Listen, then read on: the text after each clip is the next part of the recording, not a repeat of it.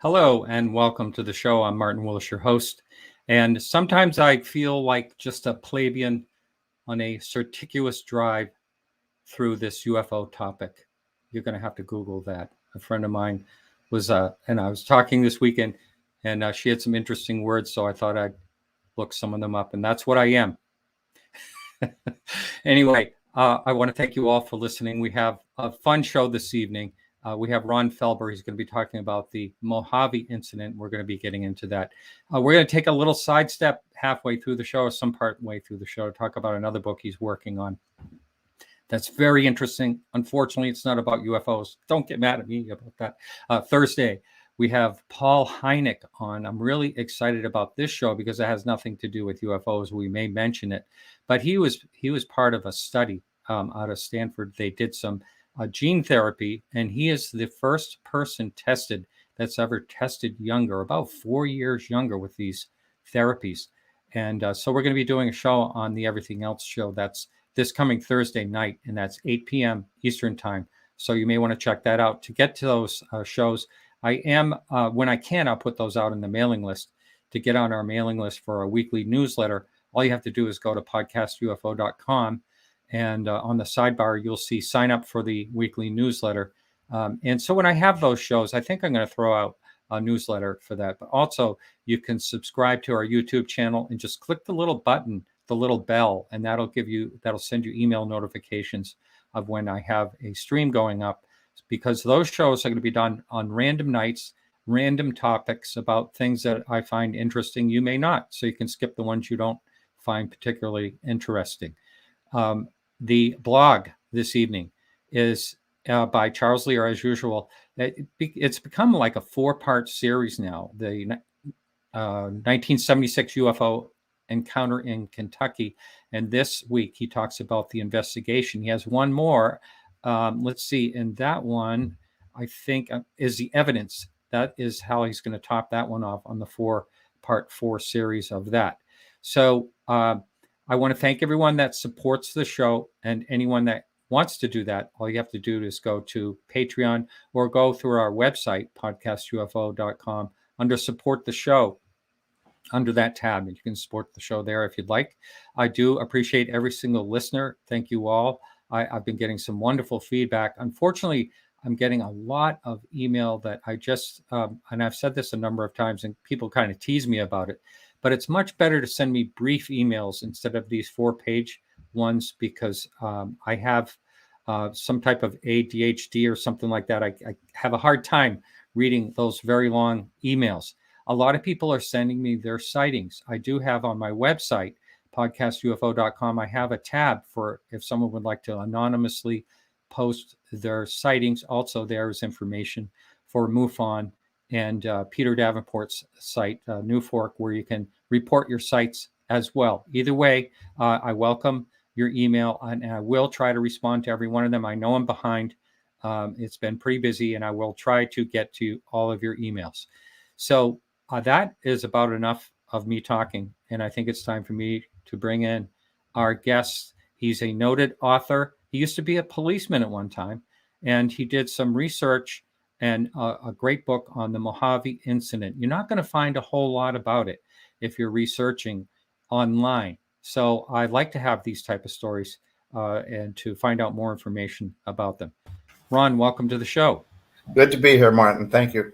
Yes. And so, as always, I do appreciate for you to come on and talk about this. This is an old book. It's not a new book, right? Yeah, actually, it was published under the title Searchers originally, and that would have been, back a few years. Then it did very well, and so we republished it and in some new editions under the title Mojave Incident. Now, I know I haven't talked to you about this off air or anything, but do I recall a movie that was something like this in a desert and people in a camper or something like that? Well, Paranormal Witness did a show, an hour documentary on the Mojave Incident, I guess about 2 or 3 years ago. And also Beyond Belief did also an hour documentary on it. So yes. Oh, before I forgot to do this in my monologue, and that is I wanted to pay tribute to someone we lost yesterday, and that's Douglas Trumbull. Douglas is a past guest on the show, but he was an amazing person. He was a special effects producer. He's known for the Space Odyssey, 2001 Space Odyssey. That was one of his big ones. Many through the year. A real fine gentleman, a real close friend to Mark D'Antonio. I called him today, and so he will be missed. And so I just wanted to pass that along. Anyway, so as we continue, sorry about that. I had just forgotten to talk about it.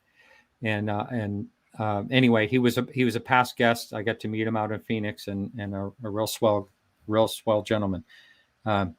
And so getting back to this incident and your involvement in, I guess I have to ask you this, Ron. I always ask people to talk a little bit about their background and how they got interested in this topic, but I do want to know how you found out about this topic and you wrote about it, and why isn't it out there if for someone to research?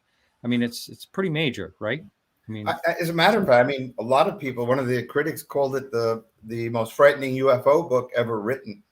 And, some others have said that it's a must read for anybody, not only interested in the topic, but anybody that's interested in the possibilities of human existence. And so the way I came upon it, I was not a ufologist. I was a writer doing thrillers. I wrote the Nick Carter series. I did some work for True Detective magazine and a few novels. But I was also running a company, and this would have been back in 2015, that kind of time frame, maybe a little before that. And there was a fellow that worked for me who I became friends with. He was out on the West Coast. I was on the East Coast. And so when I went to the West Coast on business, I would have a dinner with him and maybe a drink or two. And as we got to be friends, he knew I was a writer, of course, and told me about his best friend, who he had played varsity football with at the University of Redlands. And the incident that happened to him that really changed his life, changed his wife's life, and changed his family's life. Something that he was morbidly shy about discussing and very reluctant because he considered it really deeply personal. But since this was his best friend, and I was a very good friend of his, he thought it would maybe be therapeutic in some way for this fellow and his wife, this would be Steve and Dawn Hess, to tell me their story. From my standpoint, I had no great interest in a UFO story per se, but because he was my friend, I agreed to meet with them in California, and I was just staggered by the story and the depth and the breadth of the story and how credible these people were. And so I decided to work with them, and we worked very hard and for a couple of years, putting the story together, verifying things with psychologists and psychiatrists, and even a polygraph test and retrogressive hypnosis. So, as you mentioned, I was a policeman. I was a deputy sheriff, and I worked with federal prisoners for about 3 years. So I approached this like a detective would. I was going to ask you that, and I think that is, I've had a number of former policemen, retired, on this show over the years. Every single one of them say the same thing. It was very helpful, and also observing the witness testimony. Yes. The watching for the key elements that look, real or not so real when they're, authentic. Yeah. And the other thing too is just the backgrounds of these individuals. The husband was a project manager. So he was in charge of construction programs like for shopping malls. And, so multi-million-dollar budgets, a lot of people working under him and for him.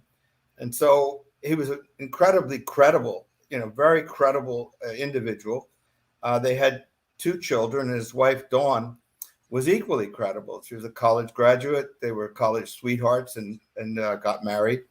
And really from all any way you wanted to approach it, this is sort of the backbone of America kind of people, very straightforward, very credible, not prone to fantasy or anything like that. This is a construction man involved with construction. So, and sort of a man's man, a hunter, a former varsity football player in college, somebody that you had to take seriously. If they say this happened, you had to listen. You're right. Right. So let's hear their story and what you got from them. Set the whole thing up, if you would, how it all began and the whole incident. Yeah, I'll do my best. It's I talk about it like it sort of was pulling a curtain back on a different reality. This isn't like somebody that's in Montana or in the Midwest driving a long distance haul in a truck, stops and sees something and takes a picture of it or tells somebody about it later. This was a full-blown scenario that took place over the course of maybe 12 hours with two individuals simultaneously witnessing the same things, again with duration. So it wasn't a glimpse at something. It was a real being immersed into another world. It started out like a lot of things do, I guess, with married couples with new children. So they had 2 children at the time, and I believe the ages were 4 and 2.5. And so the mom, who was a full-time stay-at-home mom at the time, wanted to get away. He had his parents as babysitters. So the grandparents offered to babysit for a weekend. And the wife said, I just want to go out. I want to listen to some music. I want to dance. I want to, have a dinner out. And that's what I'm looking for the weekend. In the meantime, the husband had different ideas. This was his vacation too. And he'd been working really hard on the construction of a mall. And so a year prior to that, he'd been hunting with his father and his brother, and he missed a fairly easy shot at a mule deer in the Mojave Desert where they were hunting. The father was philosophical about it. The brother, not so much. He gave him a real hard time about missing the shot. And so he was hell-bent on going back to the Mojave and getting the mule deer. Yeah. So this obviously wasn't in the wife's plans. So being the intelligent couple that they are, they made a compromise. And the compromise was that they would go to the Mojave, but on the way, there was a place called Whiskey Pete's. And they would stop at Whiskey Pete's. They have a good dinner. There was a band that would play, country music. They would do some dancing. They'd have a couple of drinks. And that would be, her night out. From there, they would drive a short distance to the Mid-Hills campsite, and they would stay there overnight and then go into the Mojave and do his hunting. And they'd camp out in a camper that they had. Mm-hmm. So all seemed like it was going well. The grandparents came, and they were on their way. And they did go to Whiskey Pete's, and they did the dancing that they wanted to and had the dinner that they wanted. But when they got to the Mid-Hills campsite, very much out of the ordinary, it was completely sold out. So they had no place to camp. Well, this was kind of a disappointment to Steve, but more than a disappointment to Dawn, because the alternative was to go into the desert where they were going to go hunting in their camper into a very desolate area near Tabletop Mountain in the New York Mountain Range. And she had misgivings. She had read articles that, the motorcycle gangs did drugs there, and there were drug transactions, and occasionally they'd find, somebody dead, a dead body or something in some kind of drug deal that went wrong. And she was very concerned about that. And so they went anyway, and Steve promised her a nice steak dinner, that they'd make a campfire, it would be romantic, etc. And they did.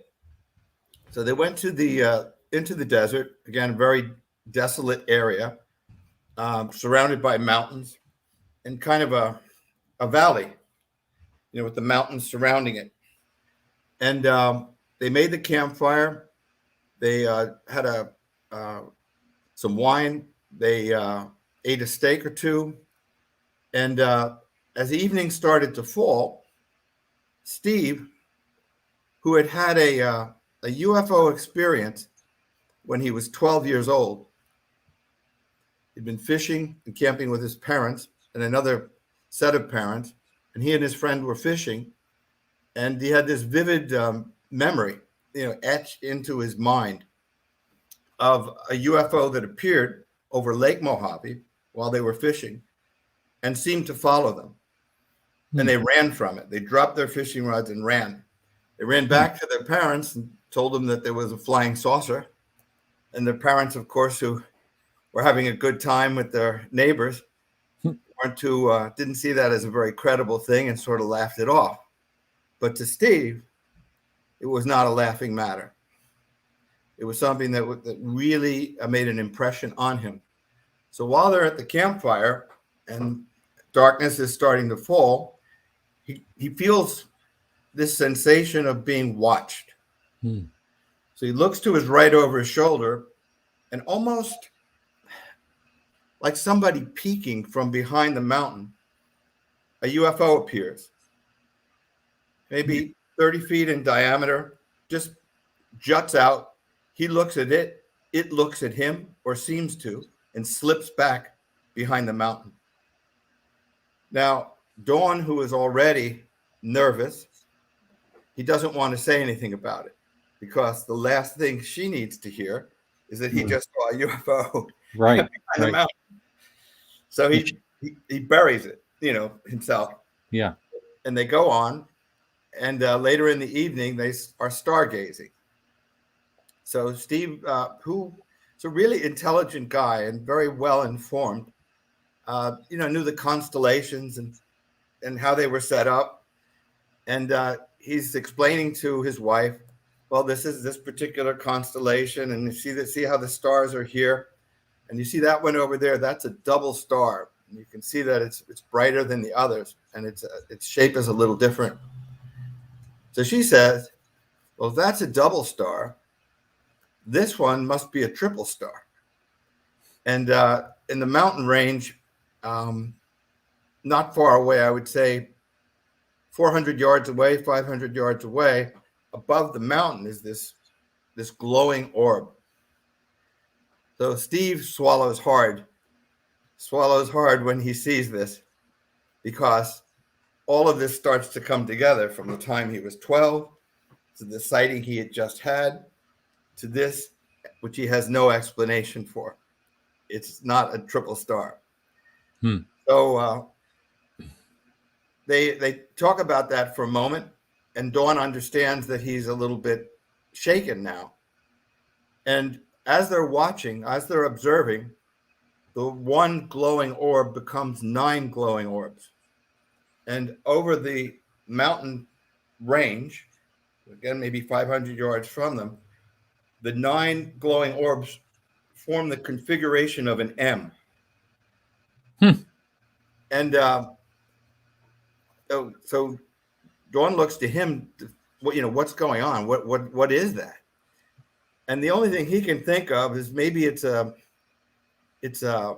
Nellis Air Force Base is not too far away. That maybe it's some experimental craft or some craft that are on a maneuver or testing. And so he says that.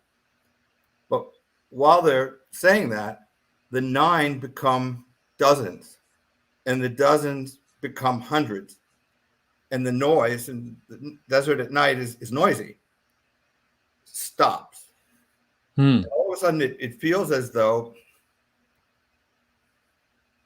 the valley is capped, as if it's capped. You mean like a vacuum of noise? Yes, no noise, and just the feeling that the valley is capped by something. a ceiling almost. Mm. So now they're moving towards a kind of panic. A voice, a telepathic voice, very clear in Dawn's head, says, "Don't do anything rash. We're not going to harm you. Don't do anything rash." In the meantime, Steve runs to the camper, gets out a shotgun and a Browning rifle that he was going to be using for hunting, and is ready to defend. Now they don't think about a maneuver because it's so massive. They think it's an invasion.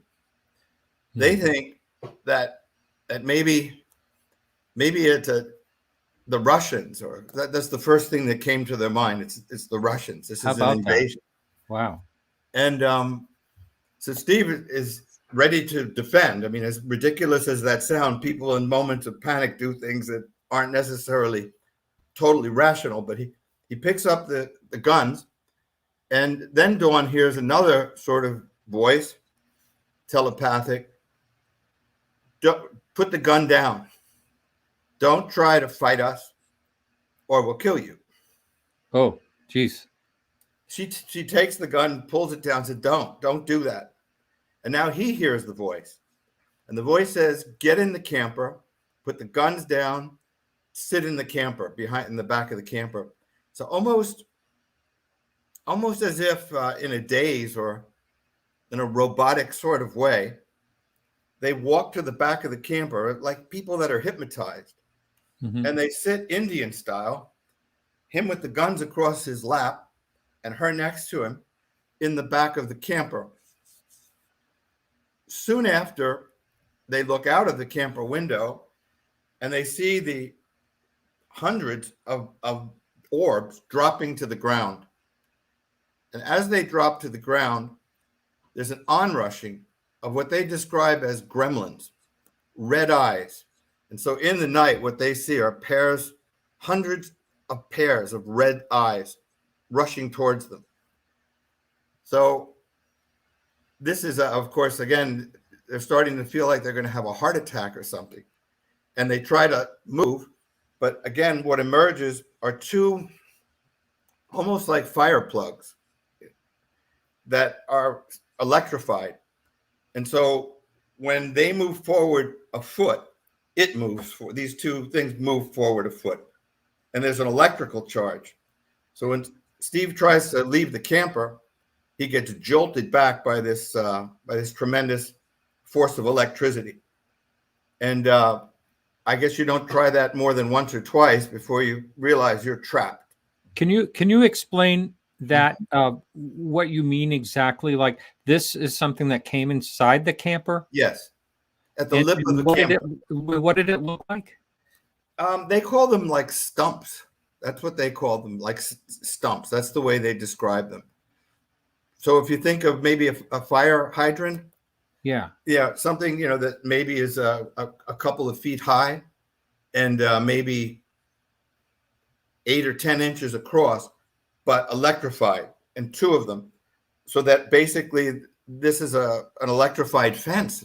Think of it that way. Think of an invisible fence for a dog.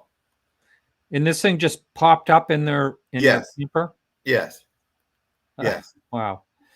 So now they realize they're trapped, and obviously this is a terrible feeling. The red-eyed, I'll call them gremlins because that's the word that they use, are malevolent. They're in a frenzy. These things are full of energy, frenzied, animalistic. They have like leather kind of faces, black faces that are leathery, shiny red eyes like lasers. And they surround the camper. They're on top of the camper. They're in the trees. They're everywhere, and frenetic. So at this point, this would be the first set of beings, if you want to call them that, dwarfish, almost diabolical. And what happens next is they look up or look around, and above them is a huge UFO that they can see now. Now wait a minute. They're in the camper. How can they see above them? They have windows. So there's the camper, and it has a window in the front and windows on the side. So they could see this thing that it looked like it was over them, like at an angle or something. Yeah, but it was huge. So this thing is so big that it capped the valley. So in other words, if you think of your purview like this, you can look up. But this thing, they're talking about something the size of a football field. And they're talking about it not being, thousands of feet up. You're talking about something that maybe is 100 feet up, 150 feet up. So I mean, it's very visible to them. And not only that, they can feel it. A beam of light, a probe, they called it, with a diameter of about 30 feet, starts to send things up, pick up things. And they see like desert animals and cactus and trees and things like that being sucked up into the into this huge UFO. And there's a triangular vehicle that they call a searcher. And the searcher starts to comb the desert basin.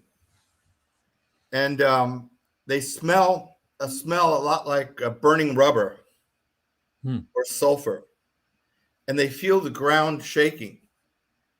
And they think that, in retrospect, they think that maybe it's a mining operation of some kind, that they're combing the desert for looking for minerals or something, and it's a search. So they called it there's a searcher. So they're observing this tremendous odor around them, suffocating odor. They're trapped in this camper. They're watching the searcher comb the basin of the desert. The probe is bringing things up, and in this light, this incredibly white light, and what's beamed down then are 9 other beings, and these are what they call illuminated figures. They're bright, like white, and they surround the camper. When the shades are pulled, the curtains are pulled on the camper window, it makes no difference. These things are so illuminated. And they talked about this particular type like scientists. They were studying them. They were surrounding the camper and were studying them. And they got mental telepathic signals that they were being studied and that they were being observed. And at that point, it became, I won't say torture because torture implies an intent. The intent, I don't think, was to torture, but in effect, that's what it was, because they were put through a battery of emotions. So were they, pardon me, were they ever physically examined, or is this all at a distance? We'll get to that. Oh, okay. Well, another thing while I'm pausing you here. Yeah, sure. Is were they like just absolutely freaking out? How were they handling this? That's really a good question. And they thought they were in hell. They thought they had died and were in hell. They thought that they were having heart attacks, and they were pinching each other literally and saying, tell me exactly what you see. Describe to me exactly what you're seeing, to make sure that this wasn't all some kind of bizarre dream and they really were together and they really were seeing the same things. And so they would describe to each other the detail of what they were seeing. And of course, they realized that it was more than real. It was super real. And when they felt their chests were about to explode, a kind of mist came into the camper. And it must have been a kind of trying to think of the word, a suppressant to calm them. Mm. And so they realized at some point in time that probably they would have died were it not for this mist that sedated them or calmed them, like a tranquilizer effect. But they needed to be kept alive because these illuminated beings, like scientists, were experimenting on them. They didn't want them to die. And so they were kept alive. At that point, as I say, they started praying. Dawn worried about their children at home, that somehow they were involved in all of this and that they were in grave danger. So it was a hellish, nightmarish experience. And even a word like torture doesn't capture it because, torture can be for a period of time, but this was sustained. And what they were forced to do was to relive emotions. So, for example, I'll give you one I don't want to dwell on. But one of the reasons that Dawn was concerned about going into the desert was because she had been assaulted, molested as a child. And so she was forced not to remember, but to relive those experiences because they wanted to evoke the emotion that experience created. Wow. So if it was terror, if it was humiliation, if it was shame, they wanted to evoke those emotions. In Steve's case, and sometimes they were like joyous moments, sometimes they were moments of triumph. Let's say as a football player, since he was a hunter, he was made to live a scenario where he was being hunted like an animal. And hunters were chasing him, and he was in a mad dash to get away and to hide and whatnot. And eventually, in this scenario, he's wounded, can't go on. The hunters capture him. The hunters gut him. And basically, that's another one of the experiences that he lived or relived or was forced to.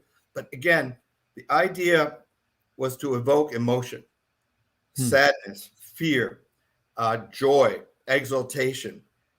So another one that Dawn had was with her child, and the vision or the vignette that she was forced to live in was that her child, was born with a defect. Yeah. And that when she went to see the child was not normal, was a monstrous child. And so they were envisioning these type of things. I want to make it clear, more than envisioning, being in the scenario, being in it, living it. Okay. And so pardon me, just one second. I'm just trying to lay this out, and I think it's important for the listener. That's why I'm asking. These illuminated figures that I'm picturing them, they're outside the camper, or are they inside the camper? They're outside the camper. But they're all doing this. They're somehow doing this through the walls of the camper, and they're just fastened right in their the way they're seated in the back of their camper with those. And again, if you picture the camper had windows on the side, horizontal windows on each side. Yeah. And then the back of the camper was open. Yeah. And on the lip of it were these two electrified beings or devices or whatever that trap them in there. Yeah. The illuminated figures they described very vividly. They had a mouth like a slit, two holes for a nose. They were the grays. I mean, as people would describe them, large eyes, and that's what, of course, was the most salient feature. And Dawn describes looking in the eyes of these things, and said they're not human eyes. They didn't have the pieces that the pupil, the cornea, etc., that a human would have. Yeah. And so this was the scenario that went on for hours, and they were kept alive during all of this. And then when they think they're mad, when they think they're absolutely insane with terror and just adrenaline pumping and the brain going a mile a minute and their heart pounding, it seems like they withdraw. So it seems like the gremlin type beings withdraw when there's an army of them. It seems like the illuminated figures withdraw, and they're saying, praying, literally praying, God help us, God protect our children, etc. But then they come back again in force. And again, this is almost, again, a way to play with emotions, to play with their minds. And so that it's totally demoralizing when this happens. However, and this is what almost gives the story a religious context. What happens after this, and when they are completely out of their minds and completely beside themselves with horror, they see an angelic presence. They feel it, and they see it in the clouds, and it's a sort of angel. They call it their comforter, because this feminine, clearly feminine presence, like a giant angel descending, comforts them. You're going to survive this. Your children are okay. This will be over soon. And it seems as if this angelic presence is on a different level, a higher level, certainly than the gremlins and the scientific beings, the illuminated figures as well. That this is a sort of a more commanding presence. And at that time, they start to withdraw, really withdraw. And they feel very sleepy, almost like they're drugged. And they sleep. Yeah. However, just before they actually, are unconscious, they feel the camper being lifted up. They hear this sound like the mining operation, this deep rumbling in the ground and this pungent odor, that almost the ground is being cut out around them and lifted up through this beam into the spaceship. And that's the last thing they remember. When they wake up in the morning, they know now obviously time has passed because it was night. Now the sun is out. The campfire is dead. They're out of the camper. And they're sort of sprawled on the ground, fully clothed, and incredibly, totally disoriented. They think the world has ended. They can't imagine that this just happened to them because of the massive scale of all of this. And so they put on the radio, and they hear a Randy Travis song, a country western song. And they're expecting to hear news bulletins, Oh, that the world's ending. Yeah. Yeah. Yeah. Uh-huh. So they drive in the camper, and they're, like I said, disoriented. And there's an elderly couple that's, not too far away. And they stop and ask them, did you, but reluctantly, did anything unusual happen? Did you see anything unusual last night? So the woman says, no, we went to bed early, and no, we don't know of anything unusual. Do you know about, excuse me, just one second. Please. Do you know about how far away that couple was from where they were camping? Yeah, my guess, I never asked that question to them, but just the context of what, of the story and how they told it, I would say, 5 miles, 3 miles, Okay. that kind of, All right. not a long distance away. Yeah. So they wind up going back to their their home in La Mirada, and it doesn't end there. It doesn't end there. Wow. If we were, you want to take a break right now and then we can come back and continue on? I can certainly do that. But before we do, I do have some questions that came up, and Sure. questions. I always ask people to put them in all caps. And I thank you for doing that. And some of the people here that did that, I just want to bring up. There was this one right here. Has Ron ever corroborated any of the details? You were mentioning. Well, yeah, this is sort of the second part of the story, is what happens after this. And what happens after this is a very thorough investigation of all the details. Oh, okay. All right. So just going to ask there's a couple more questions about the orbs. Yes. Do you know anything about the colors of the properties of the orbs? And are you assuming that these little dwarf-like gremlin type things came out of the orbs? Yes. Interesting. Yes. And you could almost think of them as parachuting down in these orbs. Wow. And I wonder what their purpose was in all this. And any description of the orbs, the colors or properties? Yeah, they were white, and the searcher, the thing that was combing the triangular device, or let's call it a device, or I don't know another word for it.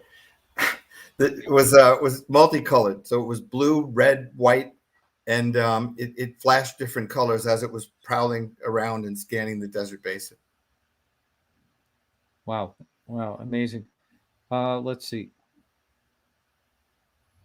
So this is kind of a long one here. I was trying to read it while you were talking. A vast majority of the abduction phenomena seems to be either scientific study and or biological operations. Does Ron have a comment on that? And please elaborate beyond the basics. Sure. Under hypnosis, and I guess we'll get to this in the second half, but under hypnosis, they have incredibly detailed explanations, even to the point where Dawn has, when she's hypnotized and retrogressed, starts talking in almost a different voice. So it's a robotic, cadenced, staccato voice, as if it were being channeled, and explains what the aliens want, what they're here for, and where it will lead. Geez, very interesting. Let me see. Here's another one here. Please ask you if there's any further detail in the communication between these people and them, or these beings in them, which I always think is interesting, this type of telepathy. Do you know if the telepathy was like English words or visions or what? It wasn't visions. It was like a voice. Like a voice. Yeah. Amazing. And another one here. And this is, the gremlins sort of sound demonic. Michael wants to know, is this possible demonic? This is actually, again, we'll get to this, I think, in the second half, but they were pretty dysfunctional after all of this, and dysfunctional in that it's almost like you hear about astronauts, the guys that went to the moon. So you go to the moon, what's next? How do you follow that up? You say, well, Right. what am I going to do that's greater than being one of the first, men on the moon? Yeah. And the answer is probably nothing. And so the way Steve in particular felt, he had no desire to work. Everything became meaningless to him. Yeah. Everything became trite and of no, because he believed, and they believed, and I believe, that what they saw was another world, another existence, bigger than our own, integrally involved with our own, and he knows it, and no one else does. Yeah. Well, I totally get how that would just make you fall apart, something like that. I would be that person for sure. Me too. I'm afraid of that thing. Yeah. What do you get excited about? I mean, want to go build a mall? It all seems so senseless and so pointless. Right. We're talking about eternity. Right. Well, thank you. All right, we're going to go into our break. Thank you, Ron. We'll be right back in about 2.5 minutes. This is a clip from the National Archives, and it's about the Gulf Breeze incident. I just thought it was kind of interesting, and these are always free to post, so here it goes.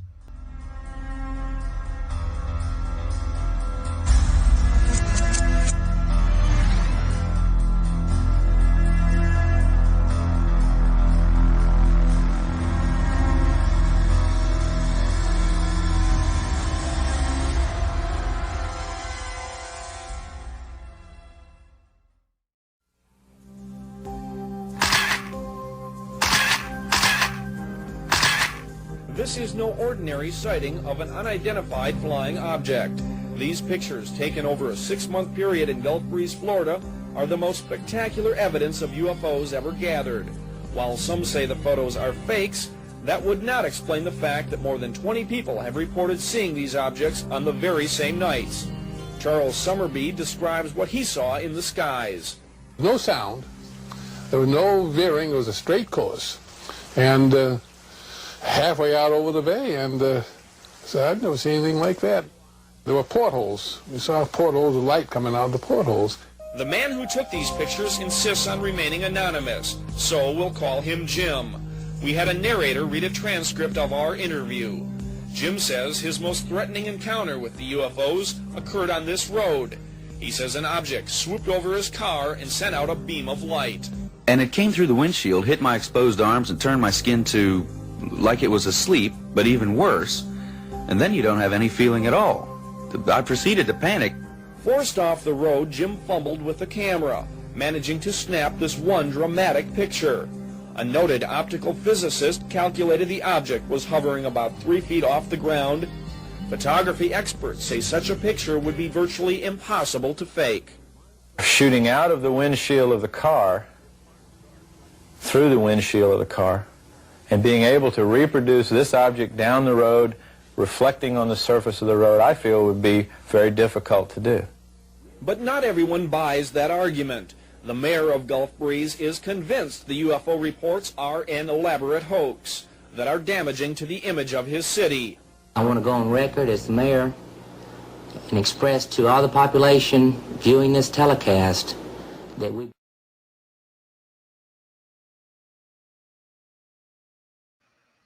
Well, that's it for that break. And I see our guest has gotten up and left. He should be back in a minute. And so thank you all for listening to the show. Interesting story. The second part of the show, we're going to be continuing on what happened. And then we're going to be taking calls. We can take calls probably a little bit earlier than the typical time, which is the last half hour of the show. And that number will be 855-472-5483. Bill will be standing by to take a call. I'm not sure where our guest went, but hopefully he will be back. I can see that he's gone right now. So a couple of things in June, the first part of June last year, I was at the Pine Bush UFO conference. That's going to be the first part of June this year. I'm looking forward to that. And I'm going to try to do, I don't know, the timing is off, but I might do some pre-recording with some guests that are going to be there, speakers that are going to be there. And let's see, coming up, we have next week, we have Chris Lambright. He'll be coming up. And for those of you who watch this YouTube channel, we had an Albert Wayne. He was on, he told an incredible UFO encounter story. And I decided to have him on because he had some things happen in his family as well. He's going to be on for a whole hour. Kevin Randall, the first hour. This is coming up, I think, March 1st or first part of March. Kevin Randall will be on for the first hour, and Albert Wayne will be on. He's going to elaborate more onto that incredible UFO encounter that he had. And for those of you who watch my channel, you'll know this when I say this. It was when everyone that pulled over on I-95 got off, they pulled over to watch this UFO. They ended up getting off on the first exit that came up, and they all pulled into the Howard Johnsons, and most of them got ice cream. That is quite a story. Anyway, so bringing back our guest tonight. Hey, Ron, thanks for coming back. So my pleasure. Yes. So now okay, we left off where they're going home, and it sounds like something else is going to happen. Yeah, you know, I guess you hit on it when you said, you know, what were they feeling? You know, so what is their mental state after this? Yeah. And you know, disoriented again is it doesn't cover the base. You know, terrified, confused, exalted in a way, like why us? What is going on? Have we seen? Are we special? What is going on here? But you have to realize that even from the very beginning, this is not something they wanted to talk about.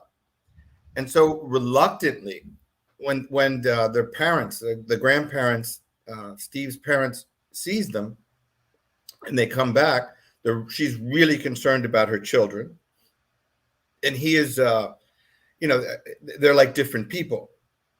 So the parents know that something has happened, and very reluctantly, they tell the story. And this, by the way, is a couple days later that they work up the nerve. They discuss it. You know, should we tell them? And they do, and they're, I think, gravely disappointed, because while the parents are empathetic, the thing is the kind of thing that you hear, like, I'm sure that you think this happened. Yeah. Yeah. Which is probably worse than saying, I think you're a liar. Right. Right. Or it's about the same. Yeah. Because it's such a passive aggressive sort of thing. I'm sure you think that this happened. And so they're very reluctant to tell anyone. And that's really when I came onto the scene, maybe 6 months after this happened to them. They and again, I don't like to get into too many details about their personal life, but they can't eat, they can't sleep, they're sexually dysfunctional. They're just not, you know, nothing seems to be the same. They're terribly paranoid about their children. They're afraid that somehow Dawn, who while she was in the camper, one of the illuminated beings flips a finger, and something like the burning part of a cigarette, the lit part of a cigarette, comes off of its fingertip, and into her abdomen. And so she's really concerned that somehow something's been taken from her, maybe an ovary, or that somehow like this thing went right through the window or something. Yes, exactly, and that she's been impregnated. She's very concerned about that, because that's something that she does remember.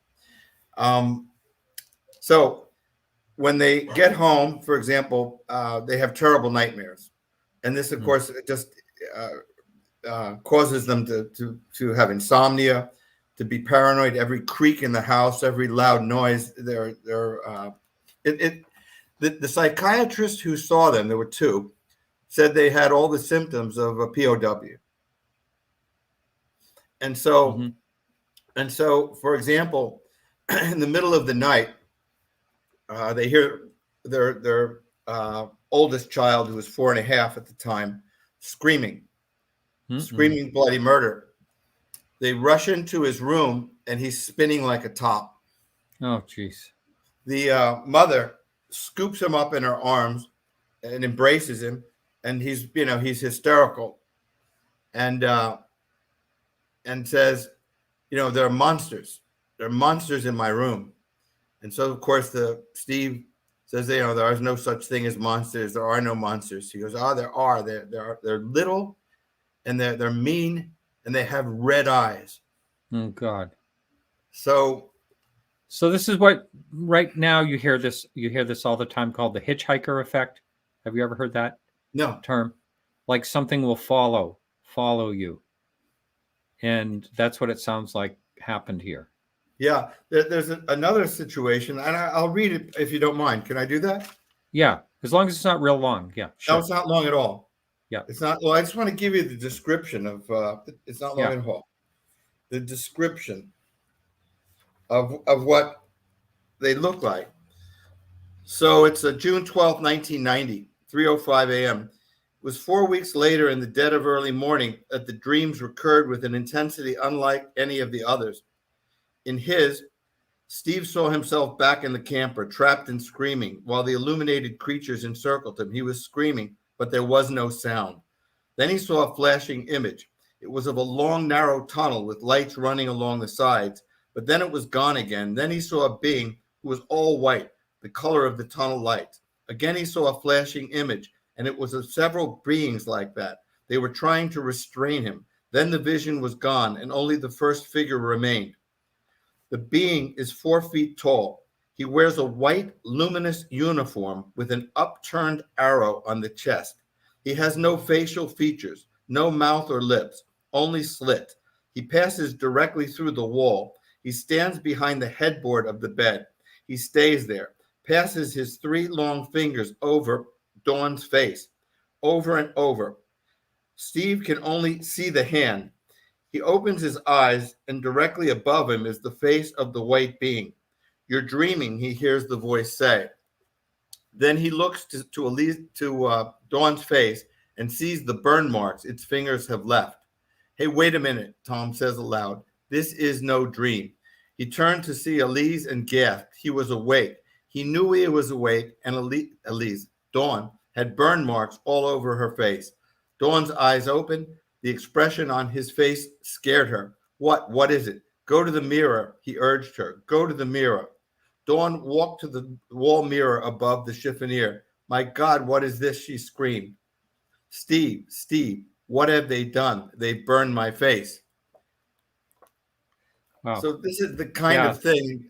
This is the kind of malevolent is a good word, like you used. Yes. Yeah.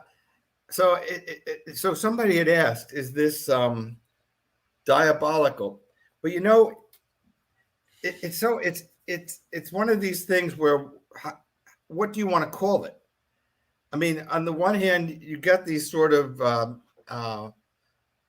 dwarf-like beings that are, malevolent, demonic, let's say. You get the others that are sort of scientists and seem to be experimenting. But then above it all, you get this clearly angelic presence that comes down upon them, and it has this incredibly calming effect, and that's why they call her, clearly a feminine presence, call her their comforter. So you could easily see, if you wanted to look at this from sort of a biblical sense, you could see it taking on a religious context. A higher level of good being, a lower level of diabolical being. On the other hand, maybe this is just the way it is. Maybe there is a kind of hierarchy of beings. Maybe there's more than one visitor. Maybe there's different kinds of aliens, and maybe they do combat each other in some way or control each other in a kind of hierarchy. The story is the story, and I think you have to interpret it on your own. Yeah, I don't know while what it means. While you were interviewing them, was this like really hard for them to talk about? And how did you feel comfortable with everything they told you? Yeah, so this is what happened. I decided to invest a lot of my own personal money in this research. So I had them go to take a polygraph test with a person that did for police, and the FBI did polygraphs. Dawn was pregnant at the time, so she didn't take it, because pregnant women, because of the electrical impulses, are not supposed to take a polygraph test. But Steve did, and he passed it. So once I had sort of the green light on that, I took them to a friend. I roomed in college at Georgetown with a fellow that became a surgeon. So I hadn't talked to him in years, but I called him and I said, this is the story, and I need the best psychiatrist that you know of, or that you could find out about, and I need an introduction to them. And that was Dr. Bernard Vitone. And he actually, there's a small quote from him, but he is the director of the National Center for Psychiatric Disorders in Washington, D.C. And so he examined them, tested them for days. They took tests. Wow. He interviewed them. And he said, this is what he quoted: highly unusual, traumatizing events outside the realm of normal human experiences. He compared their condition to that of POWs. And by the way, concluded they were not prone to fantasy. They were not neurotic. They certainly were not psychotic. That these were normal, a little bit above intelligent individuals who were stable and credible. So after that, we eliminated a number of things. One, we eliminated some psychological condition or some condition that would make somebody prone to lying or prone to fantasy, and they were not those people. Then I took them to Asheville, North Carolina, to see Dr. William Annixter. And Dr. Annixter worked with the FBI on, as I said, I was a former law enforcement person. So I sort of plunged into all that and dug out Dr. Annixter, who agreed to retrogress them. So we flew them out to North Carolina, to Asheville. And this is what, to the Mountain Psychiatric Center. And this is what Dr. Annixter had to say. This is the most compelling case of its kind I have ever encountered. And during the retrogression, to answer your question, they were hysterical. They were screaming in terror, and they relived these experiences. They were clearly horrified. And actually, in the middle of a lot of this, Dawn would just say, "I want to go home. I want to go home." You know, like a little kid. But through that retrogression came out some incredible truths about what happened to them. They were taken on the craft. They were experimented on. In the book, there's a lot of the dialogue that was videotaped, and there were some questions asked that went beyond. So they were experimented on the kind of thing you would hear about abduction cases, meaning they were probed. They were very interested in their reproductive systems. They were very interested, as I told you, about their mental capacity. Now, was she pregnant at the time? No. She was not pregnant at that time? No. Yep. Okay. So one of the questions that that was asked was, why are they here? What do they want? And she said, and again, this was in a voice not her own, this sort of staccato voice. Is this see up here, this question, someone said there was a robotic voice relaying information. Yes. So someone obviously has read your book here. It seems like, yeah. But the answers were just incredible. And here, may I quote from the? Sure. Yeah. Go ahead. Go right from the transcript. Yeah. Just bear with me 1 second. Yeah.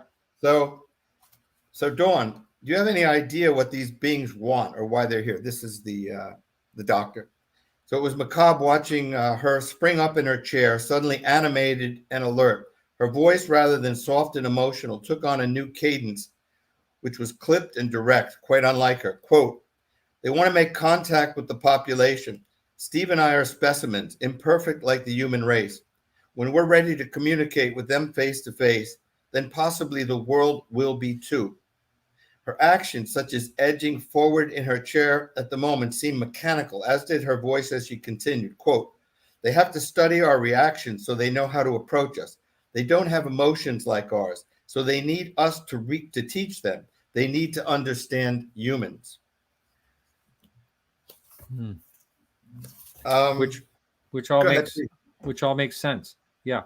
Absolutely. Yeah.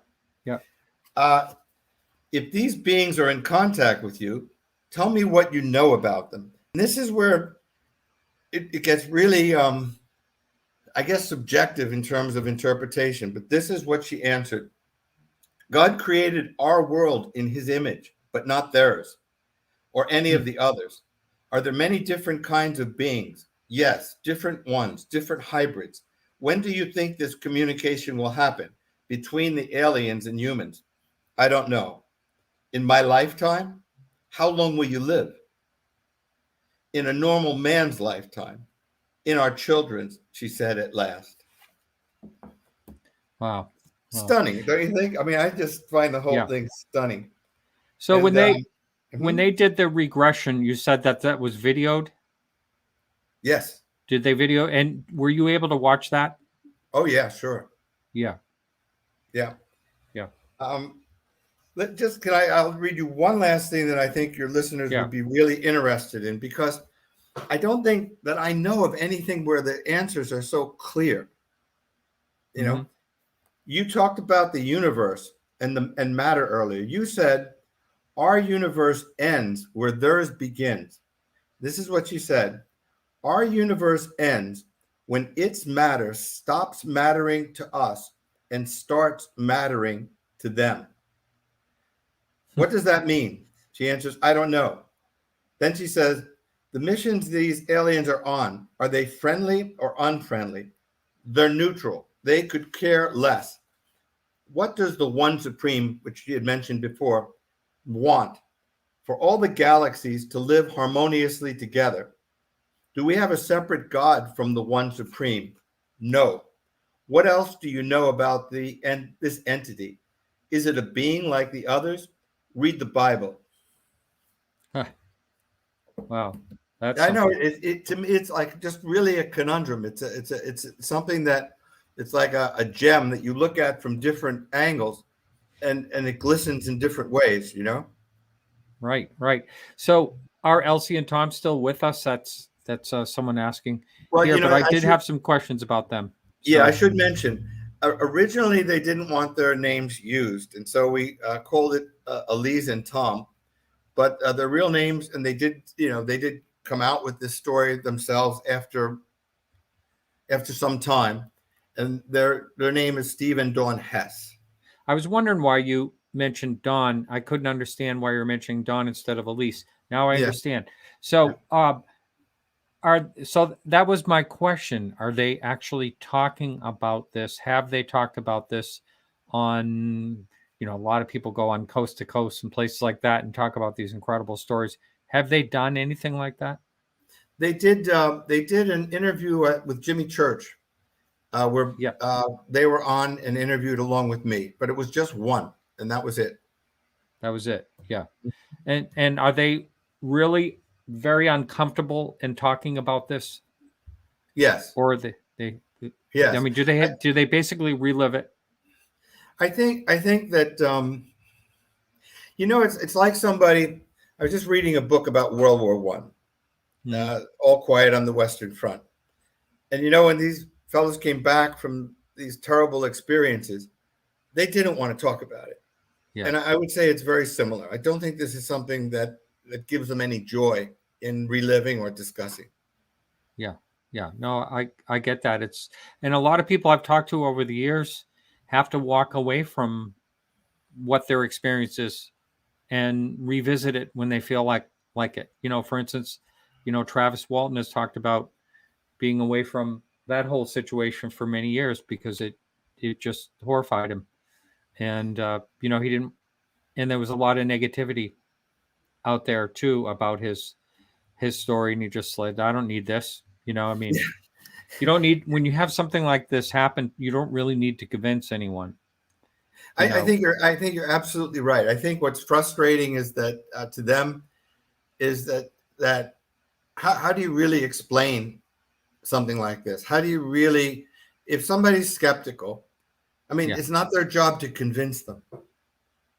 It just isn't. They have it's almost like being, I hate to make this religious again, and I don't really want to, but it's almost like these prophets in the Bible. If you're a believer and a prophet talks to you, I guess you say, this is a prophet. if you're not a believer and somebody talks to you like this, you say, this is a crazy person. Yeah. And as you Yeah, say, who needs that? I mean, it Yeah. was bad enough that it happened. They felt in a way privileged and in a way marked. Right. So it's a double-edged sword, and not necessarily. They wound up turning to religion. They became devout Mormons, and actually Wow. actually relocated to Utah. But the bishop of the church told them they didn't have an alien encounter. They had they had an episode of possession. Wow. So Yeah. So they went to Mormon. Wow. And I imagine, this has been years now that this has happened. yes, And had they had any other, you talked about their 3-year-old or however old the child was that was spinning. yeah. Anything other things happened along the way? I think there were. Those are the two that stick out in my mind. But nightmares and just this terrible feeling of being watched. Actually, Steve talks about it, and there's a quote, and it basically says, how would you feel if you had a wife and children in a house in a nice suburban town, and you knew you couldn't protect them, that you couldn't do anything to protect them or to keep them out of harm's way or to keep these beings from meddling in their lives or kidnapping them or doing anything they wanted. It's a terrifying, horrible feeling. And why do you think this case isn't, there's been a lot of people in the chat that have said something along the lines where, wow, how come I've never heard about this one? And why do you suppose, I know there was only 2 people here involved. So that may be the issue. Because there's not a lot of cooperation and witnesses and things like that. But any other ideas why this isn't more well known than it is? It seems like an amazing event. Yeah, no, it's that's an easy one to answer. Let's say in the case of a Travis Walton or some others, he is willing to discuss it. He's been on many shows, and they don't want to discuss it. They were on a show just to get it behind them. So, okay, we did this. They felt like it was important to the world to tell this story, and so they told it. They've been discouraged from involvement. As I mentioned, they became part of the church. The bishop said, it happened. It's over. Move on. In other words, this was not about money. This was not about fame or celebrity. This was an incident that happened. They discussed it. A book was written, and so they left it alone. The other thing is, probably from my standpoint, I've been invited to conferences and those kinds of things, and as a rule, I don't do too many interviews about it, and I haven't been to any conferences, even though I've been invited, and that kind of is because, and I've actually been asked to write, a sequel, another book. Taking this further or similar kind of book. And I haven't because, for me, I feel pretty much the same way. I wrote the best book I know how to write. Yeah. I told the story as best I can tell it. And it's there. I don't feel like I want to, shout it from the rooftops. I've written other books, as I mentioned. I have a new book that'll be out in September, and I have other stories to tell. But if you're asking me, this is the most significant book I've ever written. Right. So this is just, there's always people that are throwing critical things up here, and what meaning you, are asking us to accept uncritically what these people say. This is not the right way to go. Are we being sold a bridge to nowhere type of thing? And I just thought maybe I'd throw that at you. As a cop, you can address this. Yeah, sure. It'd be my pleasure. At the end of the day, I took them to the best, the Center for Psychiatry in Washington, D.C., one of the most reputable institutions of its kind. An incredibly reputable doctor, Dr. Bernard Vertone, examined them. They took tests. So that's critical. I took them to Dr. Annixter in Asheville, North Carolina, flew them in for days, and they were examined and they were retrogressed, and it was videotaped. I had them take a polygraph test.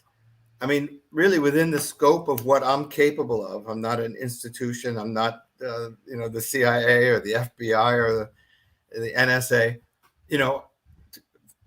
I examine this as closely and as thoroughly as I know how. And at the end of the day, whatever account you have, whether it's from Ronald Reagan, who has had UFO experiences, from Jimmy Carter, who has had UFO experiences and reported them, to the pilot on the Nimitz, or the USS Roosevelt. I mean, at the end, people tell their story. They show what evidence they have, and you believe them or you don't believe them. I'm not selling anything. I'm telling a story. And how did they feel about your book? I think they thought it was what's the word? Competently written, I would say. I don't think this came from tape. So I taped them for hours and hours and hours, and so most of the book comes directly from the tapes that I recorded. When's the last time that you spoke with them? I know you said they moved to Utah. I haven't spoken to them, and again, probably for all the reasons we just discussed. I think maybe 2 or 3 years ago, 2.5 years ago. Yeah, maybe 2.5 years ago. Yeah. Wow. Well, that is one heck of a story, and scary. I mean, you have to. I want to say one other thing, Martin. Yeah. When I first heard, if you were going to lie, and if you were going to tell a story, first of all, these people are not that way. So we know that. I think I've established as best I can. But if you were going to lie, if you were going to tell a story, would you talk about a UFO the size of, a battleship? Would you talk about these different kinds of beings? To me, what makes it credible is the detail and the unabashed way they told this story. Mm-hmm. It would be easier to make this credible if you took some of it out. It would be easier to make some of it more. But this is the unvarnished story. And I find the fact that it's so incredible is what makes it so likely to be true. I get that.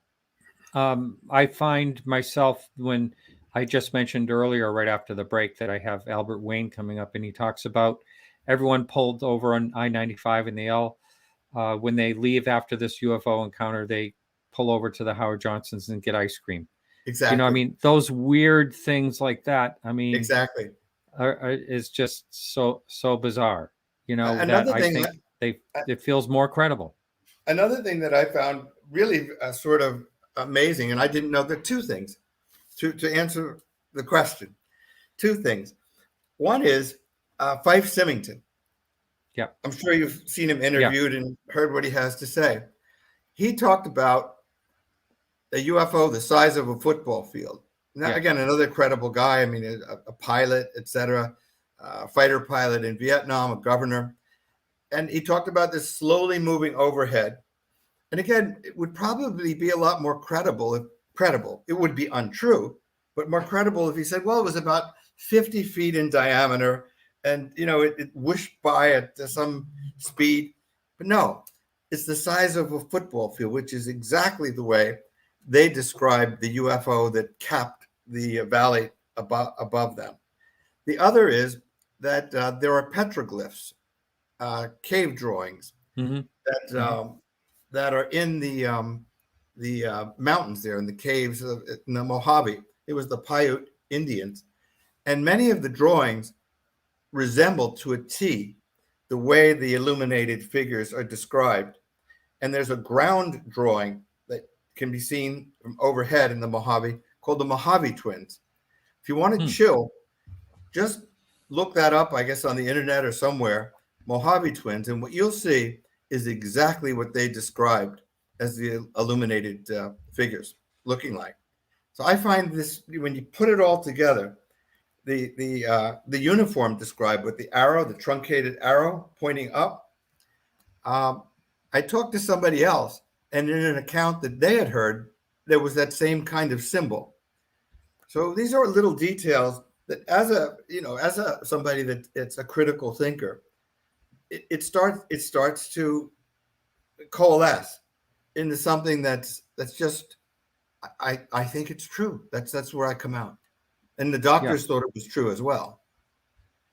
Well, yeah, I mean, that's really quite amazing that you did go through all of that, to make sure this was a credible story before you invested all the time, into this thing. So, and I'm trying to put an image up, having trouble copying an image. I thought it would be easy to do. The Mojave Twins. Let me give it another shot here. I'll try one more time here. Because I can pull that right up. If it comes out here, I can pull that right up on the screen. I think I just did it. Let's see. Yep, I got it. It's coming.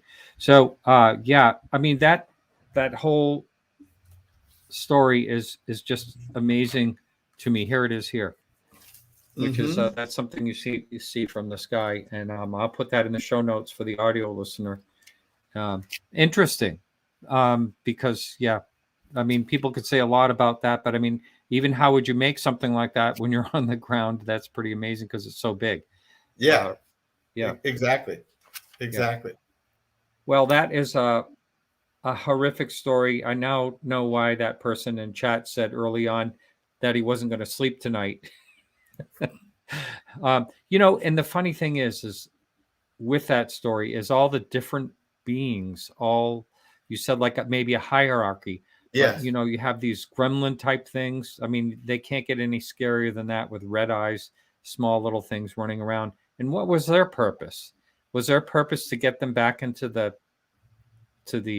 camper, or what would their honestly, purpose be? Honestly, I don't know, because I think they went back in the camper almost in a daze, just like they were ordered to do it, and sort of zombies that were just mentally controlled in some way. Now, you said their faces. Pardon me. Go ahead. Yeah, I think probably. I mean, it seemed like they took great joy in scaring the hell out of them. Yeah. The gremlins. Now, you said their faces look like leather, so they obviously saw them pretty close. Yes. Yeah. And so, was there some type of? I mean, these were on the car. These were climbing on the the well, how much was this? I'm trying to picture the time of day, how they could see these things. They were stargazing, so obviously it was nighttime. Yeah, sure. And so how did they see these things lit up? I mean, how could they see them? Yeah, overall? Well, they had red eyes, and the vehicle above them had these lights, and actually had smaller craft sort of attached to it, the huge UFO. And so there was a beam of light that was incredibly illuminated figures. But these things were all over the vehicle.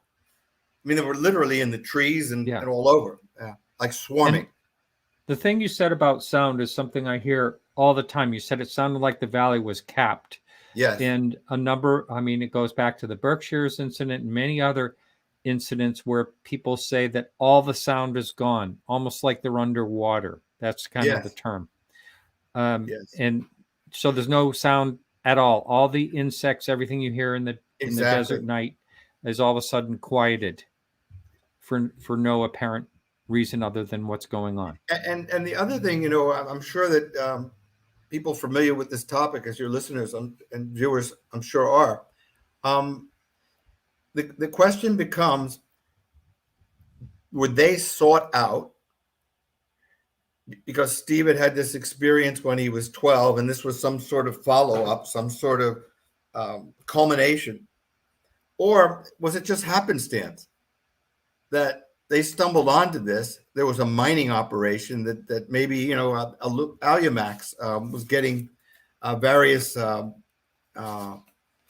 earths they were mining from that area, from the Mojave. Some of it used for laser weaponry and satellite technology. And maybe, they were mining this for themselves.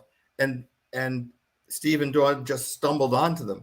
So the question is, was this sort of a predestined thing and meant to be, or was it happenstance? And I think that's a very interesting question, because it bears light then on the phenomenon itself. Are people tracked for are they identified at an early stage, tracked as you would track maybe a shark or an animal that's endangered or that you want to study closely? And I don't know the answer to that, but maybe the answer is both. Maybe that they were tracked, and maybe Steve was destined to have this happen, and that there was this operation going on simultaneous. It's hard to say, but I think it's an interesting question, and the answer is an important one. Well, if he hadn't wounded that mule deer and wanted to go back, if she got her way and they went dancing, there's all these little circumstances. Well, look at Mid-Hill's campsite. He said it was highly unusual that campsite would be filled up. So, that's what makes it a fascinating story. Yeah. I mean, if I didn't, we can look at life. All of us can look at life like this. If I hadn't gone out to a hot tub in Carmel Valley at exactly the time I did, and something didn't catch my eye, I wouldn't be sitting here right now talking to you. Exactly. So, isn't that something, huh? Yeah. It's all those little things. And then a great connection in my life all happened because of that, all these different things.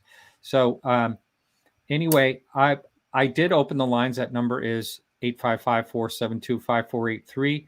Bill is standing by to take your call. Remember to mute your sound when you go in with Bill, so we don't have any feedback during the show. But the lines are open. We welcome your call. But let's switch gears, and people are welcome to call about that. But we have a half hour left, or a little bit under that, and let's go into what your next project is. Well, talk about a coincidence, since we're on that line of reasoning.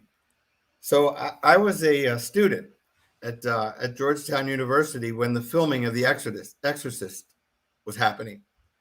So I guess I was a sophomore at the time, and all these cameras are there. And of course, The Exorcist at the time was like a mega hit book. I think it was on the bestseller list for 56 weeks or some crazy number. It sold 14 million copies or so. And so they were filming. So William Peter Blatty, had gone to Georgetown and probably set it there because of his experiences as a student, and set it, even though the real case happened in Maryland. So anyway, one way or the other, I was a writer. I published a bunch of short stories and articles and my first novel. So I said, this is my opportunity. William Peter Blatty, successful author. It's not every day I get to meet, published authors, and I'm gonna get this book to him, and come hell or high water. Well, it wasn't so easy because a lot of people had been sending him manuscripts from all over. So finally, I found out that he was at the Key Bridge Marriott. So he had an office there at the time, along with William Friedkin, the director. So I went there, and there's a secretary, and they weren't there, but the secretary was. They were filming, I guess, and working on the project. And so I pretty much pled with this secretary. I said, please give him my first novel, It was loaded with typos. You can imagine. But anyway, so she said, look behind me. And there was this big stack of manuscripts, because they're coming from all over the world. They're coming from Germany. God. They're coming from England. They're coming from Israel. They're coming from everywhere. He's not going to have time to read this. And he's certainly not going to have time to read yours, which is, number 700 in the list here. So I said, look, I'm just like he was. He was a student here. I'm a student here. He wanted to be a writer. I wanted to be a writer. I said, I grew up in Newark. He grew up in Brooklyn. Not a lot of money. He came in on scholarship. I said, our backgrounds are very similar. We're very similar. Just give it to him and tell him that I'm just like he was when he was 18 years old. Mm-hmm. So he said, all right, I'll tell you what. I'll give it to him, but that's it. and give it to him and tell him what you told me. And that's all. I said, that's all I'm asking.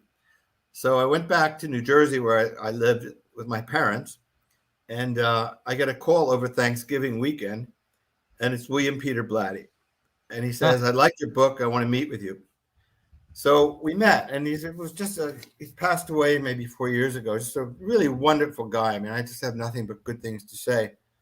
And he's very encouraging. He read the book. He said, well, it's too personal. Like a lot of first novels, you know, you don't have much experience, so you write about things that maybe aren't so commercial. He said, it's not commercial, but you have the brains and the will to be a fine novelist.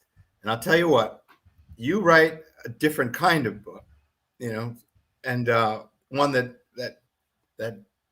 people will be more interested in, and I'll help you get it published. More than that, I moved because I'm in Aspen. I have a place in Beverly Hills, and I'm going to be moving quite a bit probably over the next couple of years. I'll have my secretary keep you informed of where I'm living so you can contact me. And you don't get a better offer than that. So I was a policeman at the time after I graduated then, and I was writing this book. So I went to the Beverly Hills Hotel during Oscar week to turn over the new manuscript. So I did. And there's a story behind that. He had death threats, so I was supposed to meet him at the Beverly Hills Hotel, and he had moved out. So I panicked. I had almost no money. But finally, somebody gave me an address. One of the hotel people gave me an address, and I met with him. He was true to his word. He helped me get my first book published. But we had a lifelong friendship. That's nice. So often I'd write something, and I'd show up on his doorstep, and he said, "What are you doing here?" So he gave me a story, and it was about a woman, and her name, a pseudonym, was Christine Beecham, and she was displayed all the signs of demonic possession, and she was studied in 1898 to 1901 by William James, the famous William James. His brother was Henry James, the famous author.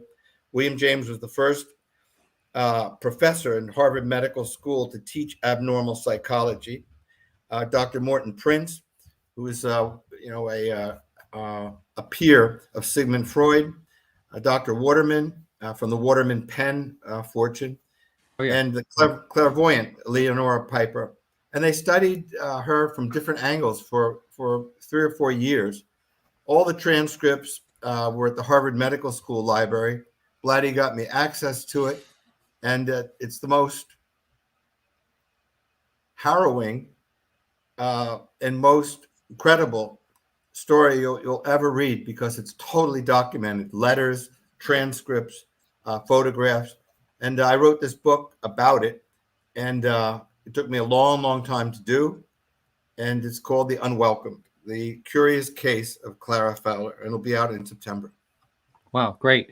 Well, we have someone on the line that is going to be talking, I'm sure, about our previous conversation. Yes. And that is Rob from Florida. Rob, you're live on the air. Welcome to the show. Good evening, Martin. It's great to speak to you again. Last time I spoke to you, I was up in Maine, and now we are headed to New Mexico and Arizona, and our first stop's going to be Roswell. And looking forward, never been out there. And Mr. Felber, very interesting story.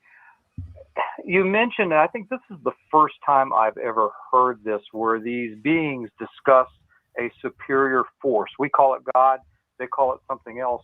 But that's fascinating. Can you expand upon that just a bit? Because they appeared to recognize there's some kind of, or identify there's a superior force over the whole universe. If you could expand on that, it'd be very interesting. Sure. No, I'd be delighted. And this is one of the things that makes this story sort of an enigma. The way that Dawn, in this sort of robotic voice I talked about, almost being channeled, it seemed, talked about the one supreme. And one of the things that was strange, but over the years, maybe isn't as strange as I first thought. They said that is the one supreme like a leader of some kind. And she says, no, it's a God, but very strong. It's a God. And what does the One Supreme want? He wants to unite the 5 galaxies. He talks about 5 galaxies.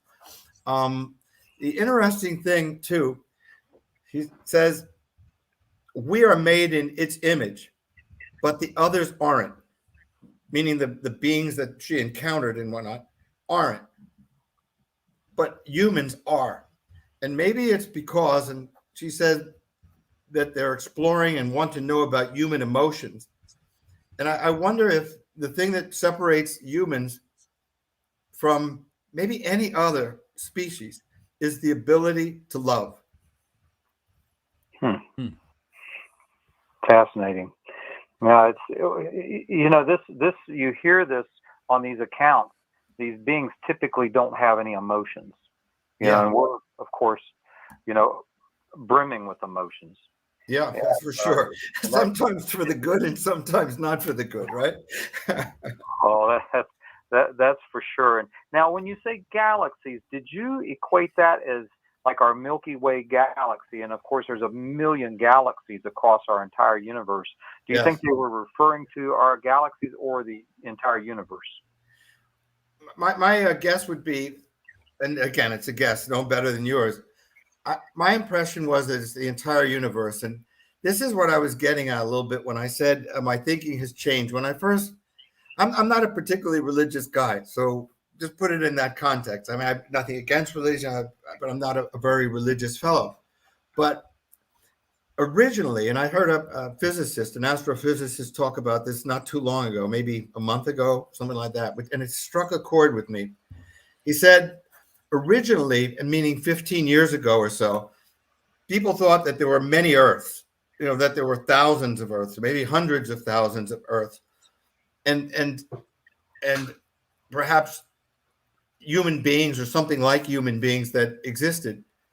But as they start to study it, the physicist said, more and more, the uniqueness of the Earth becomes the spotlight of things, and the uniqueness of human existence may be a lot more rare than we thought 15 years ago. So, for example, you ever hear of Francis Crick? He won the Nobel Prize for the Nobel Prize in Science for discovering the DNA. He was the co-founder of the DNA helix. And he said, I don't believe in evolution. I believe that for the human brain to be created and evolve over the course of 10 billion years or whatever the time frame was, is as likely as a tornado going through a junkyard, leaving behind a 747 jet fully assembled that revs up, takes off, and flies to Europe. He believes in transpermia, direct transpermia, and that we are the descendants. The DNA came from another universe. Well, that's fascinating. Because the human body is such an amazing organism when you think about it. I mean, you see, the spine, these weightlifters lifting 700 pounds. I mean, it is a little hard to believe the lightning bolt in the primordial soup made this incredibly perfect body. But well, thank you so much. I'm sure there's others that'd like to ask questions, and thank you for coming on. Thank you, Martin. Thanks. All right. Thank you very much for the call.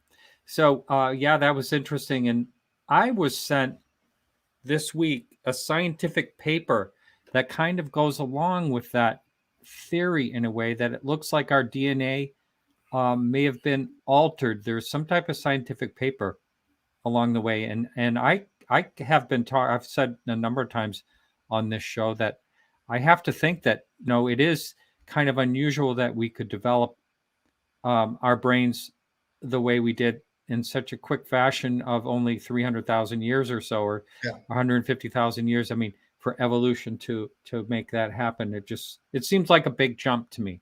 But I mean, I'm not a scientist. I'm not an anthropologist. But Frick was. I mean, this is what Frick, this was his field of study. He wrote a book called Life, and that's where he put forward his theory. By the way, it didn't go over well, a lot like John Mack from Harvard. Yes. So, you become ostracized. And even though this was a guy that won the Nobel Prize in Science, people poo-pooed this idea of direct transpermia. You know, kind of along the same lines of our conversation tonight, I remember seeing, I'm trying to remember, he's a well-known Harvard professor. He's talking about John Mack, and he says, yes, it's okay for you to believe in the spirits in the sky, meaning religion. But he says, but don't believe in aliens or you'll really get in trouble. Yeah. You know, so that, and John Mack didn't actually say he was believing in aliens, but he did really take the abduction, the people, he took them serious at their word that they weren't psychotic.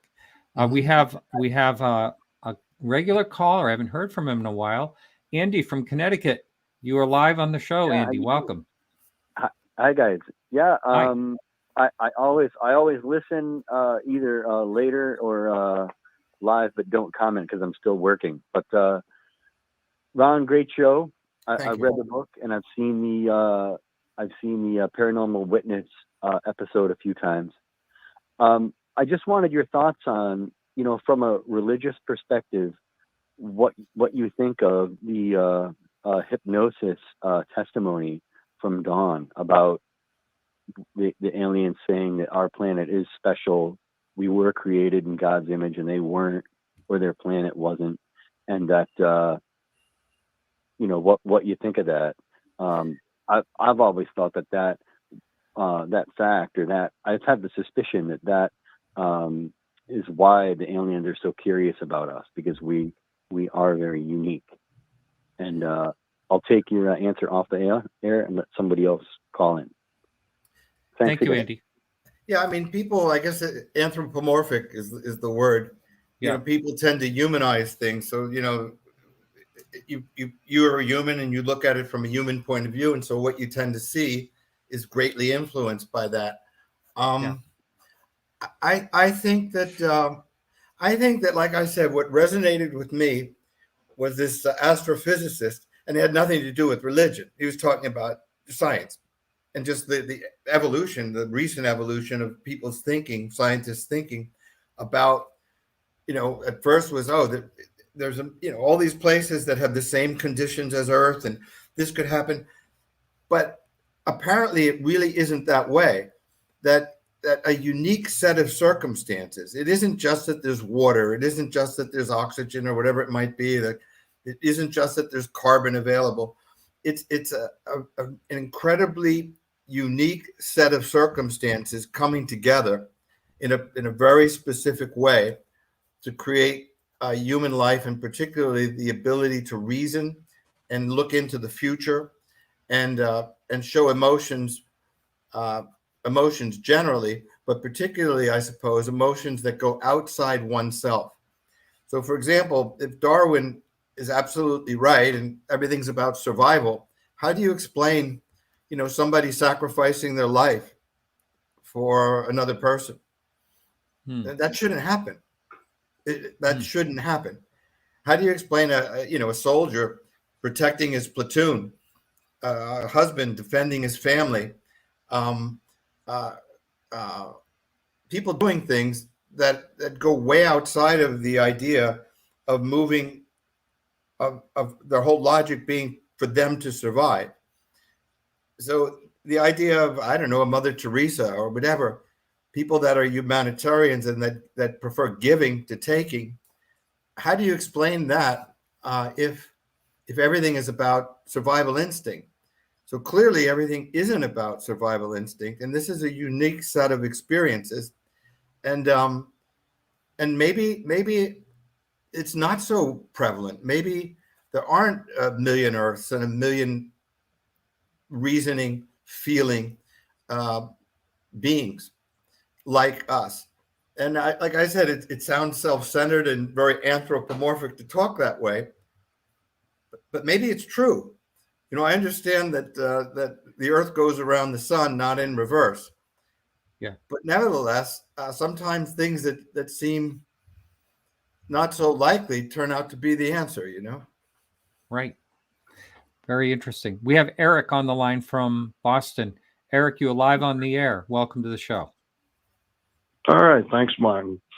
I'm hearing more of this comment on the aliens not being made in God's image. And am I right in that interpretation is because they're not being seen as positive? That the kind of the assumption is made that they don't have feelings, they can't love. Am I getting that wrong? Well, I mean, what Dawn says under hypnosis is that they don't have emotions like we do, and to them, it's very curious and something that warrants study. And they don't understand that, but they also understand that if there's going to be a communion, as they say, right, like in the Whitley Strieber sense, if there's going to be a communion, they have to understand human emotions. And so that's sort of a you talk about studying reproductive systems and studying the physical aspects. What they're talking about is studying the psychological aspects, because they don't have emotions like we do. This is a curiosity to them, and in order to communicate in a way that doesn't, I guess, scare the hell out of everybody, they need to understand how to approach this. And I think that's the message that I got from what Dawn was saying. Yeah. Anything else, Eric? I think